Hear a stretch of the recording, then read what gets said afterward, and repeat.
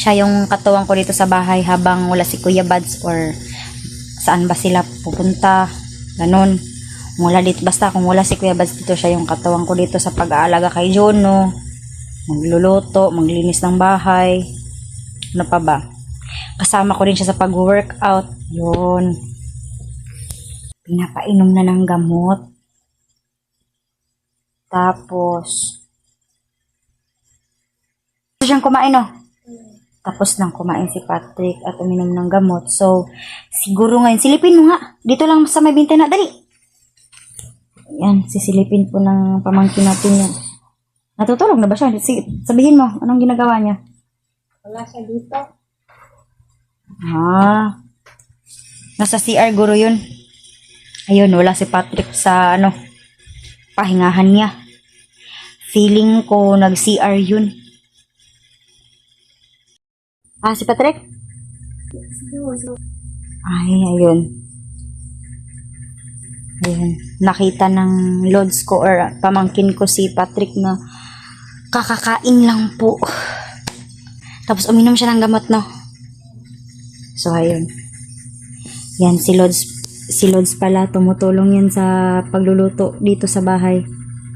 Tapos, syempre, hindi naman tayo makalabas ng bahay ng malaya or yung easy ba na makalabas tayo sa bakod para magbili ng gulay, bumili ng prutas at gamot niya. So, si Lods or itong pamangkin ko po, tumutulong po yan siya sa pagluto ng kanin, ulam. Ano pa yung niluluto mo, Lods? Snacks! Yun, snacks. Siya yung katuwang ko dito sa bahay habang wala si Kuya Buds or saan ba sila pupunta. Ganun. Wala dito, basta kung wala si Kuya Buds dito, siya yung katuwang ko dito sa pag-aalaga kay Jono. Magluluto, maglinis ng bahay. Ano pa ba? Kasama ko rin siya sa pag-workout. Yun. Palagi na lang po tayo nag-exercise mga kamarites kahit nandito tayo sa bahay. Para maibsan naman yung stress natin. Supposedly mga kamarites, may schedule ako ngayon. Kahapon ba yun ngayon? Sa gym para mag-workout pero hindi natuloy kasi nga, 'di ba? Hinihintay ko si Patrick na makauwi. Tapos ayun, nag-text sa akin yung gym instructor na nasa na ba daw ako? Sinabi ko lang na may emergency dito sa bahay kaya hindi ako natuloy. Yan. Palagi na lang ako nakakulong dito sa bahay. I know, sa kwarto ko pala. Kahit nga tang pananghalian. Inuutosan ko yung pamangkin ko para kumuha ng baso, plato, kutsara. Pati arinola. Pati arinola. Para hindi na po tayo iihi doon sa labas ng bahay ko. Kasi nga yung CR namin nasa labas lang siya.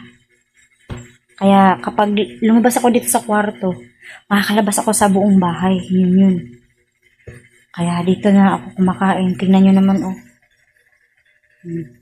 Ang dilim-dilim dito. Tapos na po tayo nag-exercise. So, ang gagawin po natin ngayon, maghahanap ako ng hobby. Hanap tayo ng mga pwedeng gawin dito para hindi ako mabore. So, baka mamaya magla-live ba ako? So, before po ako siguro mag-live, maglalaro muna ako ng ML, yung Mobile Legends Bang Bang. Yun. Bang Bang! Ganon yung lalaroin natin. Or, ang sakit nga dola, Lods, itong naagi, zombie nga, naipusil-pusil. Ano si pangalan ba? Naay ka ng zombie ba nga kalaban, tapos, na siya'y mission nga buhaton niya. More siyag task force, army. Ha? COD. Kasi meaning sa COD. Cagayan de Oro. CDO pala yun. Anong tawag nun? Counter-Strike. Bakit to nga to? Di. Duty? Call of Duty?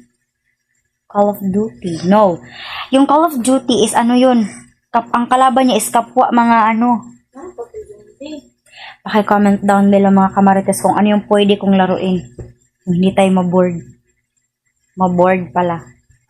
Ay! Doomsday? Yun. Ay, tama. Yun, naalala po natin mga kamarites. Para maibsan po yung stress ko sa mga pangyayari. Simula pa noong last 3 days pa ba yun? Last 2 days. Yung si Patrick, hinabol yung mga bandido. Palabas dito sa bahay. Yun, para malimutan natin yun. So, tutulungan ko po yung sarili ko na maiwasan yung anxiety ko, yung stress ko. Ano pa ba? Depression, meron pa ba? Yun. Paki-comment down below mga kamarites kung ano po yung kaibahan ng stress, anxiety at depression. Babasahin po natin yan. Comment down below mga kamarites ha. Yun. Yan. So, to be honest po mga kamarites, sa tuwing nag-ehersisyo po ako dito sa bahay, i-ehersisyo ako every day around 8 a.m. Feeling ko sa mind ko is condition siya. Tapos, nagiging normal yung heart rate ko. And then, bumabalik na yung pagiging hyper ko ulit kapag nag-ehersisyo ako dito sa bahay. So, ayun. Ano pa ba yung pag-uusapan natin? Si Patrick, pinapakain ko na. Pinapainom na ng gamot. Tapos, siyang kumain, no? Tapos nang kumain si Patrick at uminom ng gamot. So, siguro ngayon, silipin mo nga. Dito lang sa may bintana. Dali! Yan, sisilipin po ng pamangkin natin yan. Natutulog na ba siya? Sige, sabihin mo, anong ginagawa niya? Wala siya dito. Nasa CR guro yun. Ayun, wala si Patrick sa pahingahan niya. Feeling ko nag-CR yun.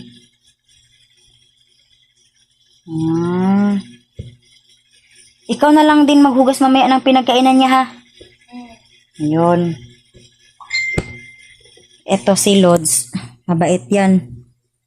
Naawa din yan kay Patrick kaya siya na yung nag-volunteer or nag-initiate na